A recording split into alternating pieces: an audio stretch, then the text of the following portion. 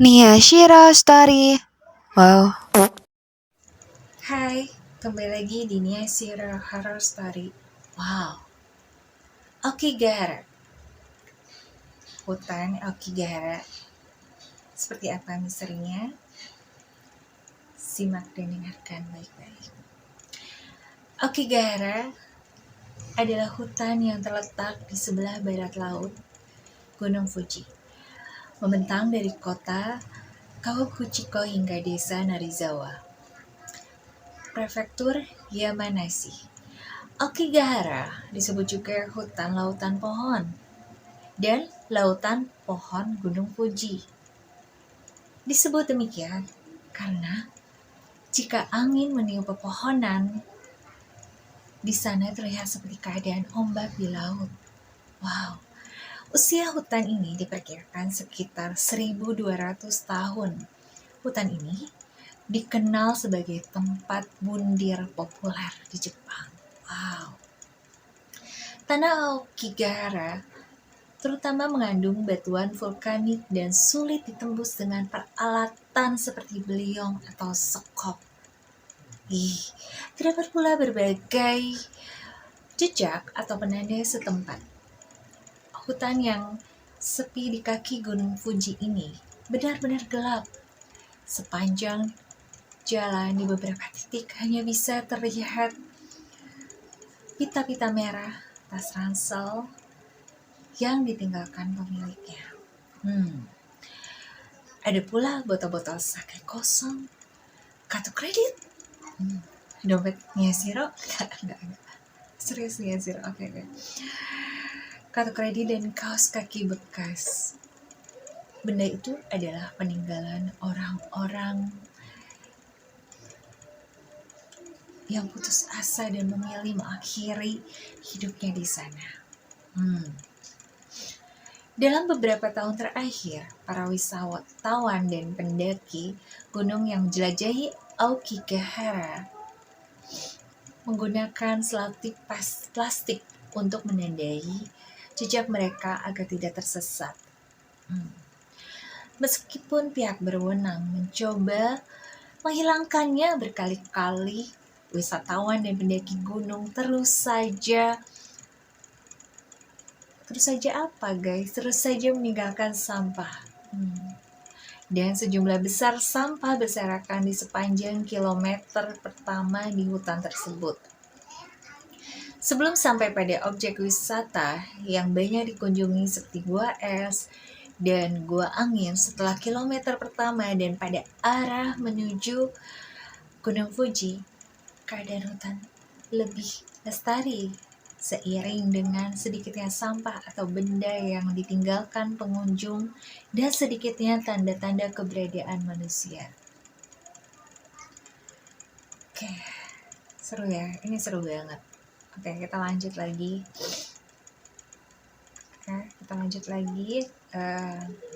Tadi part pertama. Oke, kita lanjut part kedua. Sorry ya, macet-macet. Perdana ya, Bo. Oke, lanjut ya. Hutan Aokigahara mempunyai pepohonan yang rata-rata memiliki tinggi 10 kaki. 10 kaki ya. Pepohonan tersebut juga mempunyai daun-daun yang rimbun dan padat sehingga seperti membentuk kanopi pada daun.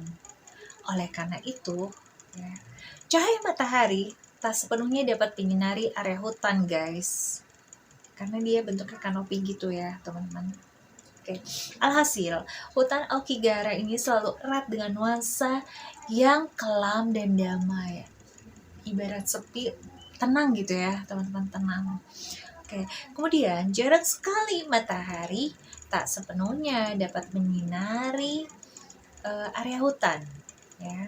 Hewan liar yang berkeliaran dalam hutan, mungkin karena tak banyak sumber makanan di sana, para hewan menjauhi hutan tersebut. Jadi hewan aja nggak ada, guys, karena tak banyak sumber makanan di sana. Wow.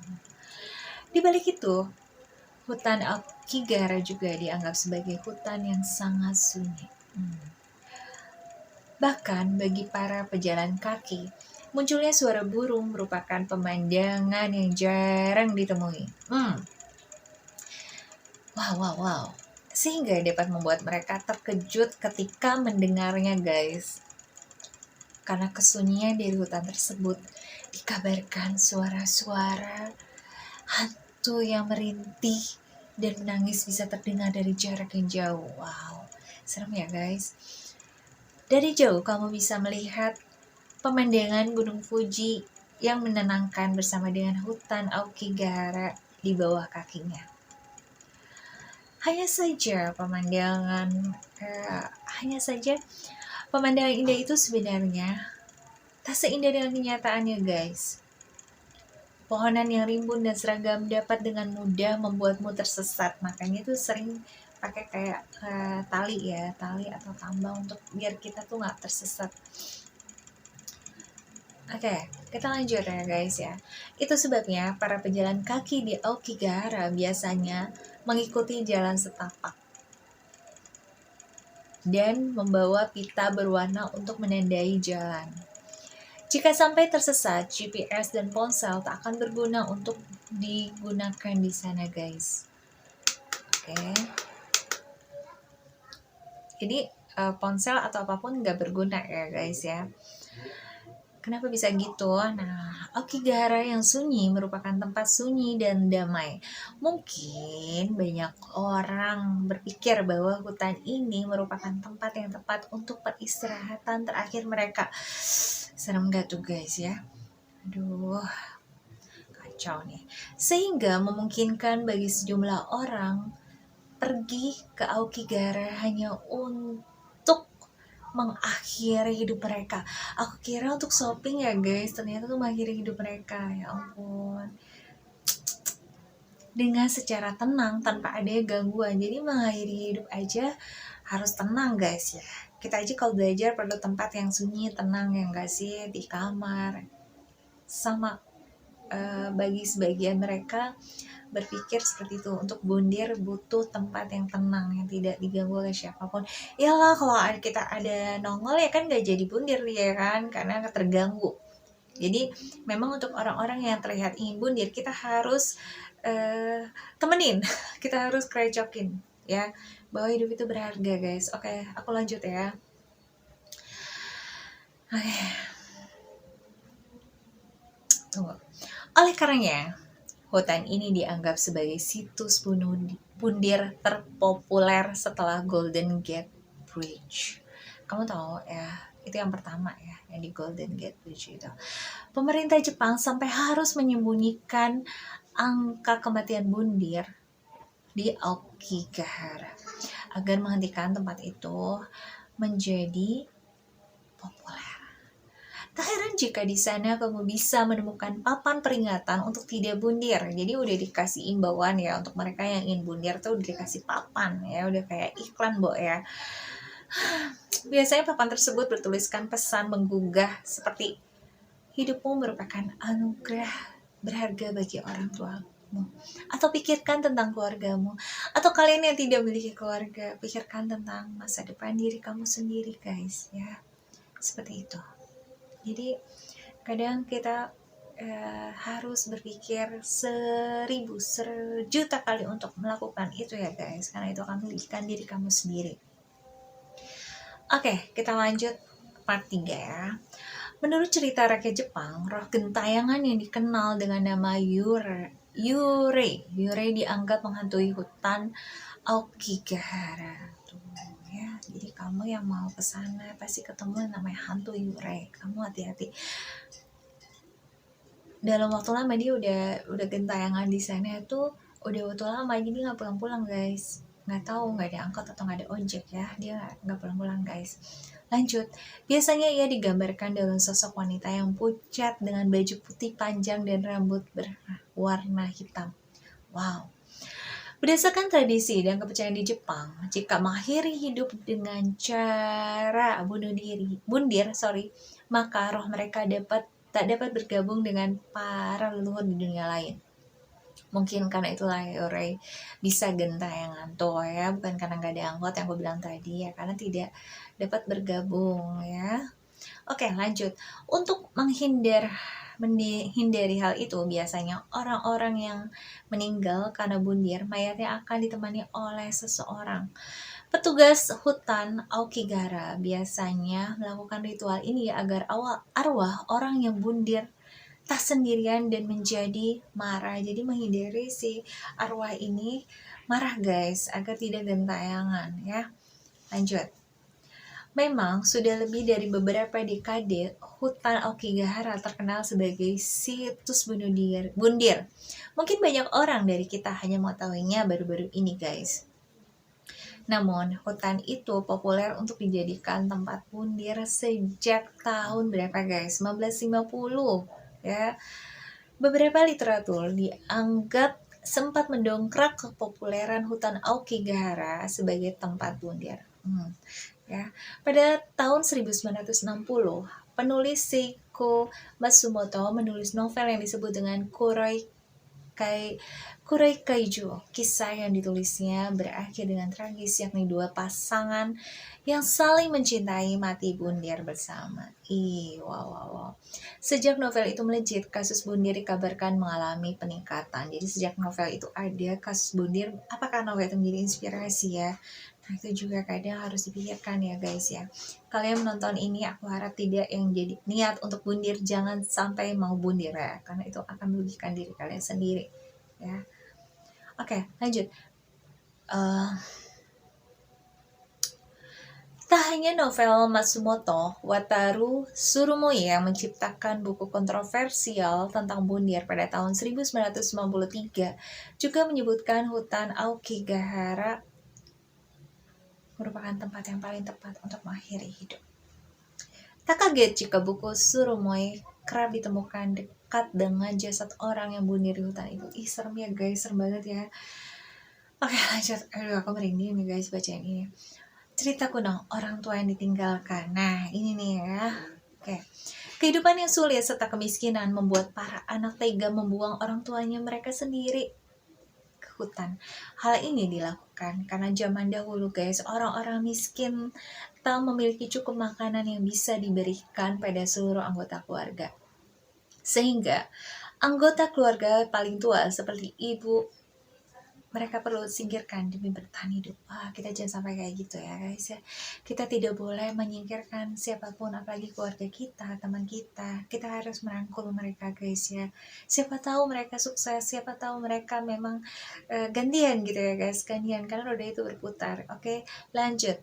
Sehingga anggota keluarga yang paling tua seperti ibu, ya udah aku bacain tadi. Aokigahara menjadi salah satu hutan di mana orang-orang Jepang dahulu membuang orang tua mereka.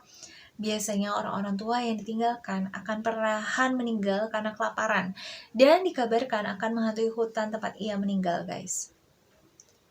Oke. Ini sangat tragis ya untuk orang tua.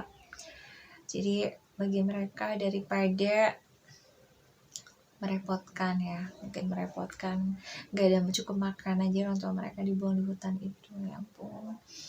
Oke, aku lanjutin lagi. Lokasi bundir. Hutan tersebut dilaporkan sebagai tempat bundir yang paling populer di seluruh Jepang guys, dan masuk peringkat 2 di dunia sebagai destinasi bundir setelah jembatan Golden Gate di San Francisco. Ya, angka kasus bundir bervariasi, namun dari yang sejauh ini didokumentasikan sejak tahun 1988, sekurang-kurangnya ada 100 peristiwa bundir terjadi tiap tahun di sana. Berbeda dengan kawasan hutan wisata lain yang sering dikunjungi orang-orang, di pintu masuk Aokigahara ini ya guys, akan ditemui papan besar yang berisi nasihat. Ya, nasihat dan kalimat persuasif untuk apa? Bukan untuk makin bundir, tapi untuk membatalkan terjadinya bundir. Ya. Di Jepang nih guys, menurut data WHO adalah salah satu di antara 10 negara yang warganya gemar memilih bundir. Wow. Tradisi itu bahkan ada sejak era kesogunan. Ya, shogun itu penguasa militer tertinggi atau jenderal. Bunuh diri di Jepang mungkin ada keterkaitan dengan zaman samurai ya, yaitu golongan kelas militer di Jepang pada abad 12 hingga abad 19 guys. Samurai sebagai kaum satria pada zaman feodalisme Jepang rela mempertaruhkan nyawa demi kemenangan. Wow. Jika gagal, dia akan melakukan seppuku atau harakiri ya guys. Harakiri itu memotong bundir ya, dengan memotong perut dari sebelah kiri langsung ke kanan gitu guys. Wah, ini luar biasa. Ini sangat ngeri ya teman-teman, jangan dicontoh ya. Hal ini dinilai lebih bermartabat dibandingkan kalah di tangan musuh ya. Memang bagi sebagian orang Jepang itu berprinsip seperti itu guys. Inilah yang membuat mereka tuh makin banyak kasus bundir tuh di Jepang tuh, mungkin ini ya, karena prinsip seperti ini. Oke. Yu artinya berani dan satria ya. Oke, 50 orang bunuh diri di setiap hari memang suatu prestasi. Di Jepang tentu saja, bahkan statistik Kesa Kusucho Mabak Jepang untuk tahun 1982, ini aku belum lahir guys, belum lahir, menunjukkan angka yang lebih. Pada tahun itu terjadi 21.288 peristiwa bundir. Berarti 58 orang setiap hari. Wow. Memang letupan angka bundir bukan monopoli Jepang. World Health Organization mencatat 10 negara yang punya angka bunuh diri yang besar. Dan yang paling top malah bukan Jepang, tapi Amerika Serikat. Menurut statistik WHO mencatat 27.294 kasus pada 1978. Di Jerman Barat sendiri guys, pada tahun 1980 mencatat 12.868 dan Prancis 1978 tahun itu ya mempunyai angka 9.158. Jepang sendiri seperti sudah disebut, tetapi berdasarkan pembandingan jumlah penduduk, Jepang justru yang paling top guys ya. Jepang ini paling top ya. Dari 100.000 manusia guys, di sini 36 orang meninggalkan dunia ini akibat perbuatan sendiri. Aduh, ngeri ya guys ya. Oke lanjut, soalnya karena bundir di Jepang bukan semata-mata perbuatan orang putus asa. Jepanglah salah satu negara di dunia yang tradisinya mengenai sebuah seni. Jadi itu mereka anggap itu sebuah seni ya guys ya, yang sungguh tidak biasa, yaitu namanya seni untuk mati guys. Wow. Sebuah buku kuno Hagakure atau daun terpendam ya guys, artinya ditulis oleh Yamamoto Tsunetomo ya, seorang dia tuh seorang apa ya, dia itu oke, tunggu, macet guys. Oke, jadi pendeta Buddha Zen. Jadi sang penulis sebenarnya bukan menulis dalam arti sesungguhnya, yaitu cara bunuh diri. Bukan ya guys, tapi si Yamamoto ini hanya menulis tentang kode etik Bushido dari samurai Jepang. Mungkin dia mengartikan bahwa setiap samurai harus siap mati demi tuannya. Wah, kalau aku tarik kesimpulan, jadi para samurai adalah seni bunuh bundir yang hebat karena melaksanakan tugasnya membela negara atau majikannya. So, kita kembali ke topik ya teman-teman ya. Seperti yang tadi saya cerita bahwa Jepang bukan negara dengan peringkat pertama, tapi Amerika, Perancis, dan Jerman Barat guys ya. Oke guys, bundir itu bukan solusi ya. Kalian yang terpuruk karena sebab apapun, ekonomi, percintaan, tindak kriminalitas, atau mungkin ya itulah ya, bukan jalan akhir guys. Kalian masih ada Tuhan, Allah Subhanahu wa Ta'ala, yang akan menjaga kalian. Ada teman, sahabat, keluarga, anak-anak kalian. Karena bundir ini sangat dilaknat ya guys oleh Allah Subhanahu wa Ta'ala. Bundir ada karena mungkin kita punya masalah yang sangat berat ya kan, dan tidak ada jalan keluar. Oleh karena itu, jauhkan diri kalian dari masalah. Jadi kalau kalian punya banyak masalah yang sangat kayak berat banget, udah kalian istirahat, rehat dulu, jangan berpikir macam-macam. Udah istirahat, makan, tidur, baru pikirin lagi solusinya. Kalau nggak dapat, udah istirahat dulu aja, relax dulu. Tetap fokus pada hidup kalian, kerja kalian, cita-cita kalian, fokus pada keluarga tercinta, jauhkan dari ya hal-hal yang tidak baik juga atau kegiatan negatif lainnya. Berkarya dan berkarya. Salam Yasir. Wow.